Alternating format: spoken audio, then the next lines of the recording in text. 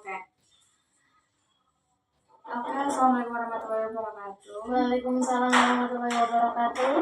Selamat sore Mbak Raisi. Sore Ibu. Ya. Bagaimana kabarnya hari ini? Kurang baik Bu. Kurang baik. Kira-kira kurang baiknya itu kenapa ya? Iya, lagi moody. Lagi moody. Lalu tadi kesini tuh naik apa, atau diantar teman atau siapa? Saya biasanya naik Grab Bu, karena saya sedang nggak ada motor. Seperti itu. Mbak Raisi tahu ya kesini tujuannya seperti apa, karena kan kemarin cuma lewat WhatsApp dan itu hanya ingin menemui saya untuk melakukan konseling individu. Nah, sebelum melakukan konseling individu ini, kita lebih baiknya berdoa terlebih dahulu ya. Berdoa dulu. Ya, saya ucapkan terima kasih kepada Mbak Resi yang mau menyempatkan diri hadir pada sore hari ini, dan mungkin tadi langsung dari rumah atau dari teman gitu? Dari kos. Dari kos. Di sini ngekos. Iya. Iya, namanya jauh ya? Iya. Oke.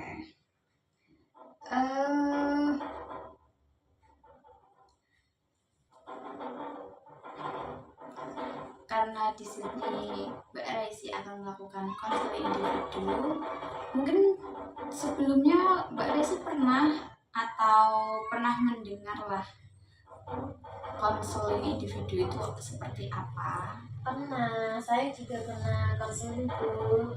Sebelumnya pernah konseling? Iya, Iya, nggak konseling sih, cuma cerita-cerita aja gitu deh.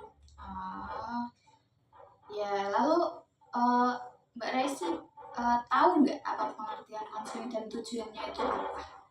Ya biasanya tuh kalau konseling tuh saya cerita, terus kadang nanti guru BK-nya tuh ngasih tahu saya gitu, kayak lebih ke mengarahkan gitu. Tapi guru BK-nya nggak memaksakan saya untuk ada pada pendapatnya guru BK tersebut, tapi lebih ke mengarahkan gitu. Keputusan tetap ada di saya. Tujuannya juga untuk menyelesaikan permasalahan yang Mbak Raisi hadapi ya tentunya. Lalu di konseling sendiri itu ada asas keterbukaan, dan Ibu harap Mbak Raisi bisa untuk terbuka dalam menceritakan permasalahan yang dialami. Lalu ada asas kesukarelaan juga. Ibu harap juga Mbak Resi melakukan konseling ini dengan sukarela. Lalu di sini juga ada asas kerahasiaan. Jadi Mbak Resi tidak perlu takut kalau ingin menceritakan sesuatu, tidak perlu malu, karena dijamin rahasia dan tidak akan bocor sampai mana-mana. Lalu saya mungkin ada waktu hanya 30 menit ke depan, mungkin cukup ya Mbak? Cukup. Apakah Mbak Resi sudah siap memasuki tahap selanjutnya? Sudah. Tidak ada yang ingin ditanyakan atau apa? Tidak. Oke.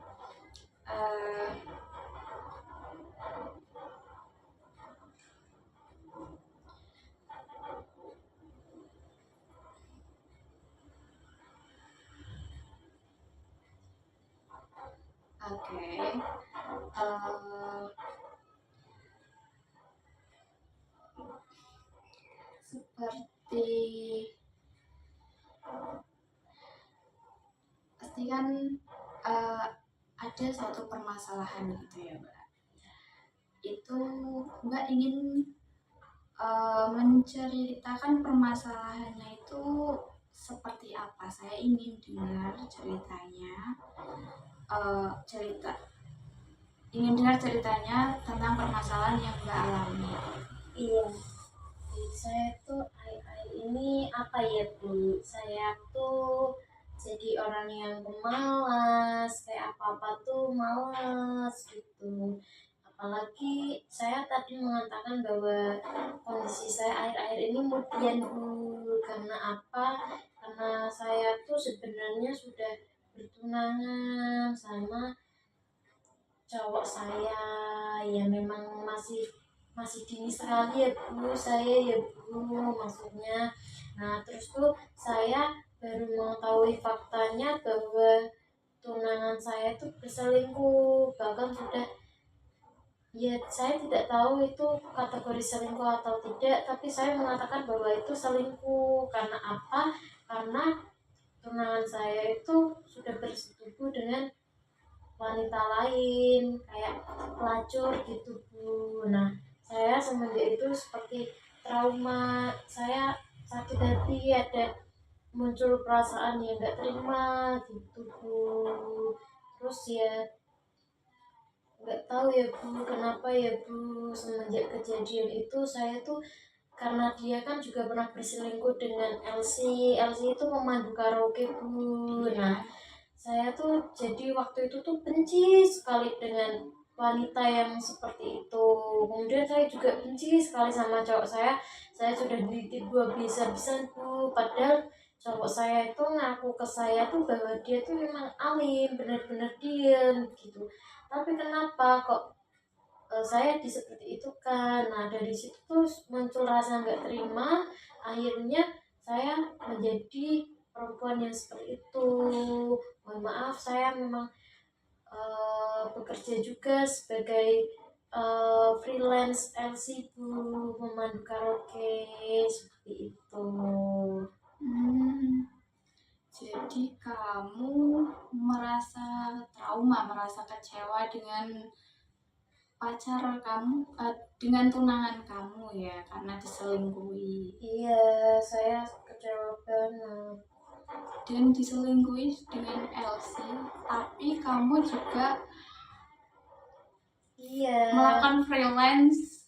Iya, LC karena juga. itu bentuk balas dendam saya Bu. Karena 1 tahun belakangan itu saya memang nggak bisa, yang bener-bener nggak bisa mengikhlaskan loh Bu. Kayak kok aku diginiin, aku dulu anteng, kenapa aku diginiin. Terus akhirnya ya udah saya pembalasan aja, kayak saya tuh butuh validasi gitu loh Bu. Kayak lu aku tuh jadi kayak gitu juga bisa gitu loh Bu. Maksudnya banyak laki-laki yang mau sama aku juga gitu loh Bu. Lalu menurut kamu perilaku itu bermasalah atau tidak, perilaku kamu dengan melakukan ibaratnya aksi balas dendam itu dengan menjadi LC tadi? Menurut saya ya kurang baik ya Bu, apalagi kan ibaratnya saya merelakan diri saya ke dunia malam. Pasti di dunia malam itu dicap sebagai wanita yang nggak benar, meskipun ada beberapa yang memang melakukan itu karena ya satu terpaksa, kedua mencari validasi, dan yang ketiga memang sekedar eh, apa ya Bu, ajan balas dendam saja gitu loh Bu. Seperti itu. Eh, kamu ada eh, akibat apa yang mungkin terjadi setelah kamu melakukan itu? Ya setelah saya melakukan itu kan ya, apalagi kalau waktu freelance itu saya kadang-kadang berangkatnya dari jam 10 malam, 11 malam tergantung panggilan kan Bu. Kadang tuh selesai jam 2 pagi gitu. Nah mengakibatkan saya tuh kurang produktif Bu, apalagi bangunnya kadang ya siang, terus badan kan jadi sakit-sakitan gitu Bu, kayak lemes gitu. Apalagi Bu tahu kan kalau di dunia malam kan berkecimpung dengan apa saja kan Bu. Iya, saya tahu. Eh, itu membuat kamu merasa apa ya namanya, kurang produktif, bermalas-malasan karena ya namanya bekerja di dunia malam, Iya, berangkat malam ya pulang pagi. pagi. Terus kamu mungkin kuliah atau masih sekolah. Saya kuliah. Lalu kuliah kamu terganggu. Iya, terganggu. Kadang kalau waktu itu saya pernah Bu kayak meriang gitu loh Bu, berangkat tuh meriang sampai saya dikerok teman saya, kayak jadinya kan kayak nggak produktif sekali, kayak males-malesan juga Bu. Lalu menurut kamu ada nggak perilaku yang ingin kamu ubah itu apa? Iya, sebenarnya saya pengen sekali keluar dari dunia kayak gitu ya, meskipun saya nggak setiap hari menerima panggilan, tapi saya kadang kalah sama itu. Apalagi saya jarang sekali dinafkahi sama bapak saya, jadi kan saya mau nggak mau harus mencari untuk hidup saya juga Bu, gitu. Mau nggak mau, terus saya pengen sekali keluar dari dunia kayak gitu, tapi tuh kayak kadang kalau ada tawaran, Resi kamu ini 2 jam bisa nggak, atau 3 jam. Nah kadang tuh 3 jam itu 300.000 Bu, bahkan kalau orang kerja di luar pun nggak bisa kan Bu, 1 jam 3 jam dapat segitu.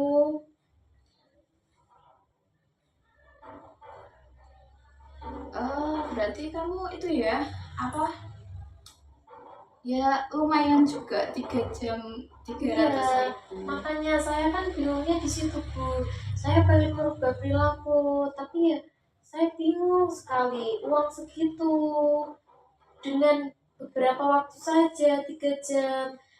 Kalau saya membayangkan kerja jadi waiters, sehari paling 50.000 Bu. Itu sehari dalam waktu berapa? 5 sampai 6 jam. Ya, lalu kamu pernah nggak sih kayak ingin merubah perilaku itu, kayak misal melakukan pekerja apa, melakukan hal-hal yang lain yang lebih produktif, mungkin sama-sama menghasilkan uang walaupun tidak sebanyak kamu melakukan itu Iya tuh. Bu, tapi tuh saya kayak agak males gitu loh Bu. Malesnya gimana? Saya kan memang sudah terbiasa jual uang gitu ya Bu. Ya. Jadinya ngerasa ya harus dapat uang cepat.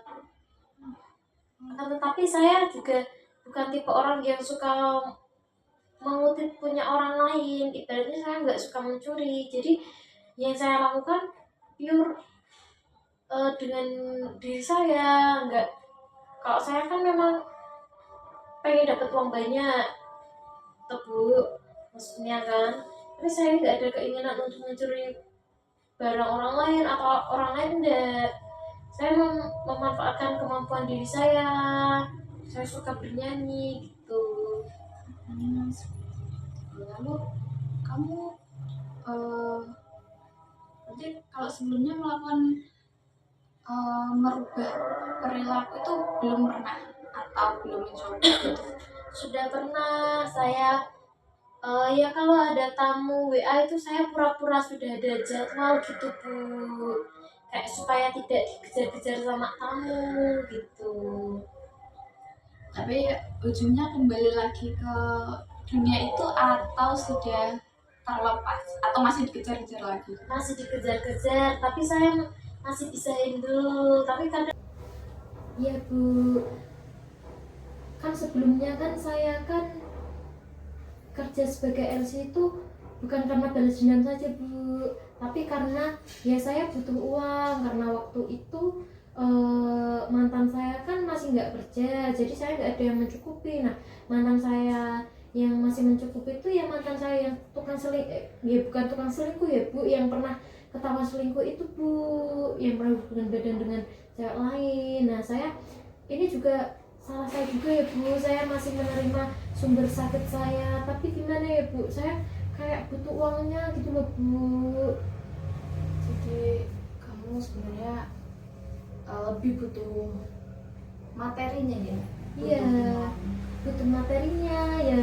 Kadang itu saya masih kebaperan, masih kebawa perasaan gitu loh Bu. Kalau dia lama bales chat, masih kayak nggak tahu kenapa ya Bu. Kayak saya tuh juga susah ngelepasnya. Saya pengen lepas, asalkan dia yang ngelepas gitu loh Bu. Kalau masih ngambang kayak gini kan kesannya kayak gimana ya Bu. Saya nggak rela kalau dia deket sama cewek lain. Di sisi lain dia nggak mau ngelepasin saya kan.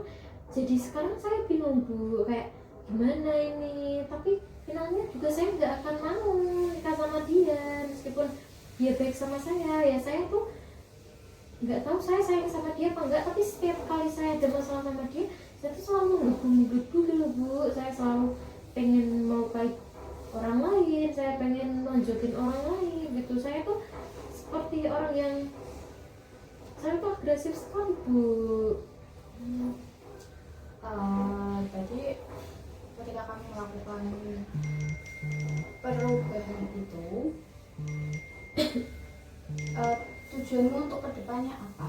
Lalu apa yang ingin dicapai dengan usaha apa? Langkahmu seperti apa Tujuan saya agar tidak melakukan perilaku itu tadi? tujuan saya ke depannya yaitu saya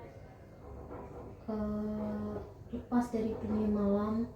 Ibarat saya mau main di dunia malam ya sekedar hiburan, bukan karena saya membutuhkan uang dari situ. Nah, upaya yaitu tadi saya menghindari orang-orang seperti itu. Nah, saya berharap, saya punya pengharapan besar Bu, saya itu memiliki sebuah pekerjaan yang memang benar-benar layak untuk saya, layak untuk kehidupan saya gitu loh Bu, tidak menjatuhkan harga diri saya. Dan saya tuh tipe orang yang memang membutuhkan uang sekali, karena dari kecil tuh saya memang ngerasa kekurangan uang. Jadi besar gini saya mau usahakan apa yang saya mau Bu. Saya nggak mau seperti dulu lagi ketika saya pengen, dulu saya nostalgia sebentar ya Bu. Iya, silahkan.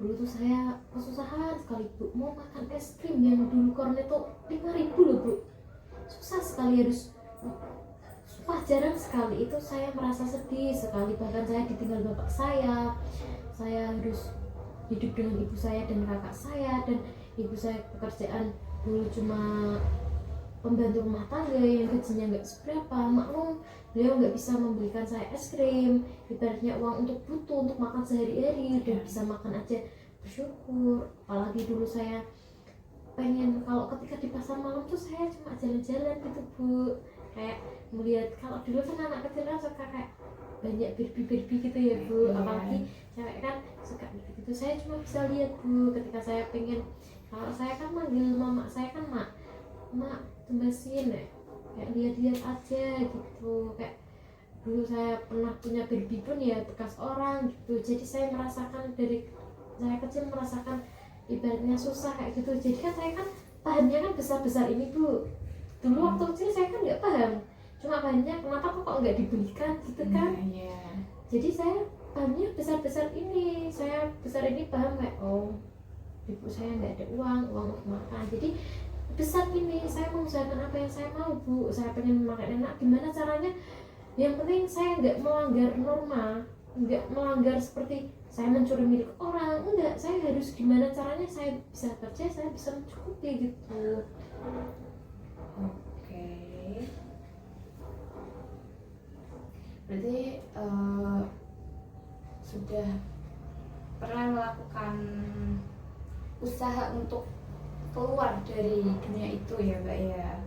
Terus mungkin karena masih ibaratnya mungkin akan terjadi bolak-balik ke dunia malam itu, mungkin saya minta Mbak untuk menulis di kontrak perilaku Dan kontrak perilaku ini tuh bukan apa ya, bukan Mbak untuk merasa takut atau gimana atau ancaman atau merasa keterikatan. Ini untuk membuat Mbak untuk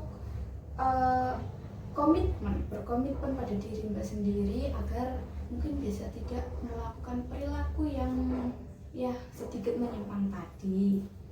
Ini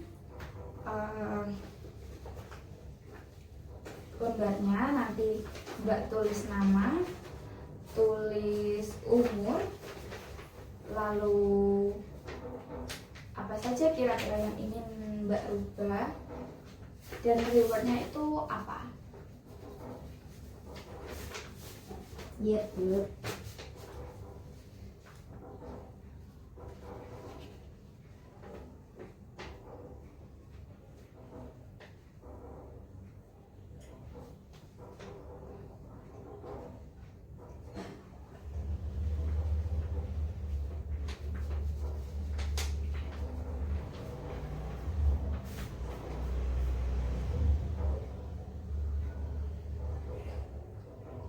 Jadi selain tadi ada reward juga ada punishment juga ya Mbak, karena kalau misal Mbak tidak bisa melakukan yang dituliskan, Mbak akan mendapatkan istilahnya hukuman atau punishment itu. Dan itu datang dari diri Mbak sendiri, bukan dari saya atau orang lain, seperti itu.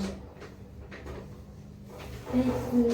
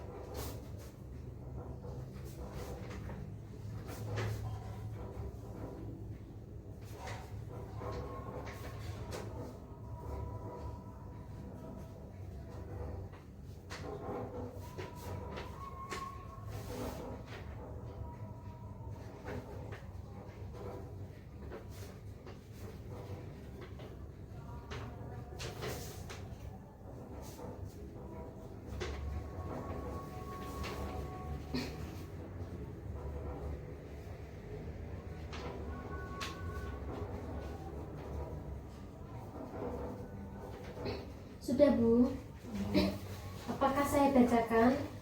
Iya, silakan Mbak bacakan boleh. Baik, yang tertanda di bawah ini saya, Raisi, menyatakan bahwa jika saya berhasil merubah perilaku saya yang sebelumnya kurang baik menjadi lebih baik, seperti merubah perilaku pekerjaan saya sebagai LC atau Ladies Company yang sering disebut sebagai pemandu lagu, jika saya bisa berhasil merubah perilaku tersebut menjadi ke perilaku mengarah pekerjaan yang lebih baik lagi, saya akan relaksasi di tempat yang saya senangi.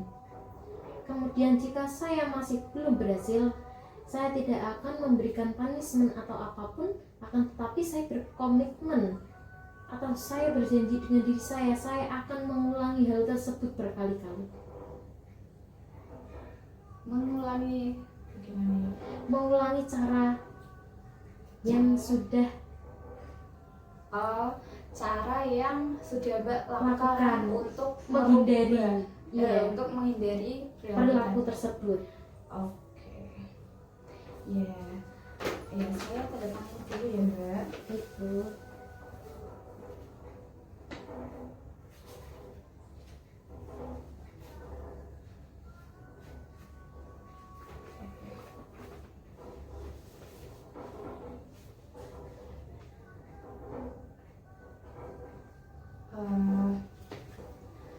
Lalu setelah sesi konseling tadi, bagaimana perasaannya Mbak Raisi setelah? Agak lega sih Bu, karena saya juga ya sebenarnya saya tuh tipe orang yang oversharing sama siapapun, ketemu dengan siapapun saya selalu oversharing. Nah, akan tetapi dari oversharing tersebut kan bisa dibedakan mana obrolan yang bermanfaat, mana yang kurang bermanfaat.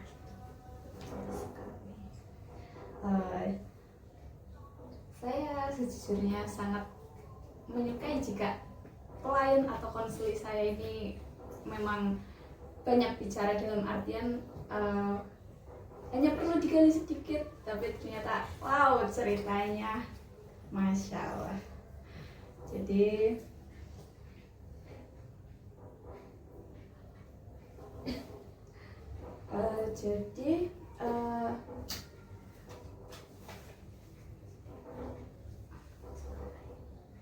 sebelum mengakhiri ini saya minta tolong Mbak Raisi untuk membantu saya mengisi lembar evaluasi ya.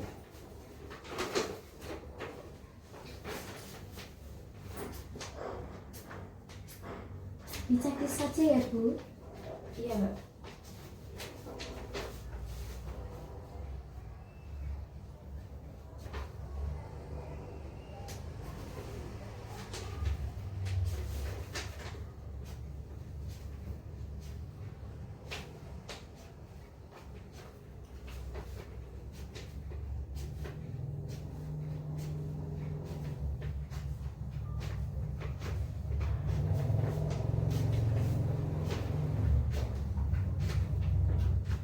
Sudah Bu.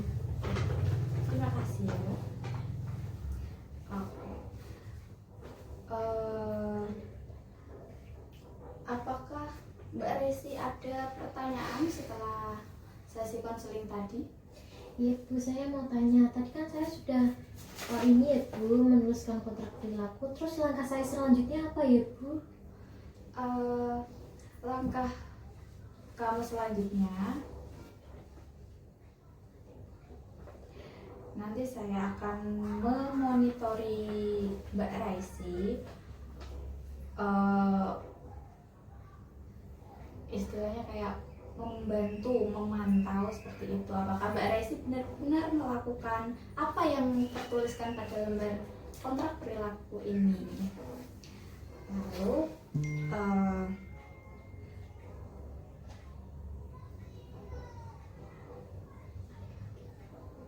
Lalu apakah ada pertanyaan lagi? Baik Bu, jadi jika kedepannya saya masih boleh berkonsultasi gitu ya Bu, masih bisa berkonseling gitu ya Bu, di luar dari ini masih boleh ya Bu? Sangat boleh, tapi alangkah lebih baiknya kita selesaikan masalahnya satu persatu dulu ya Mbak. Lalu kalau misal ada masalah lain atau mungkin lebih urgent, mungkin boleh diselesaikan terlebih dahulu.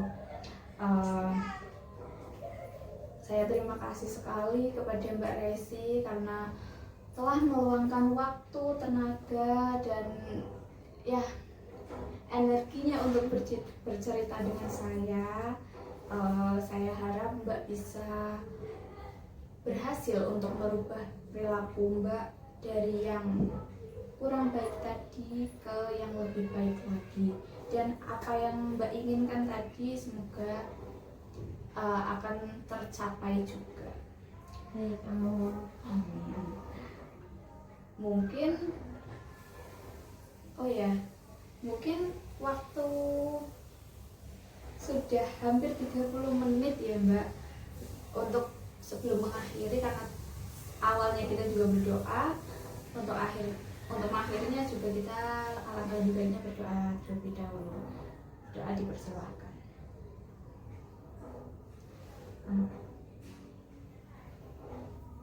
Baik, terima kasih Mbak Resi. Saya ucapkan terima kasih sekali lagi sebanyak-banyaknya sudah mempercayai saya untuk menceritakan dan menjadi tempat cerita Mbak Resi. Iya Bu. Terima kasih Mbak Resi. Terima kasih Bu. Mari, Assalamualaikum. Waalaikumsalam.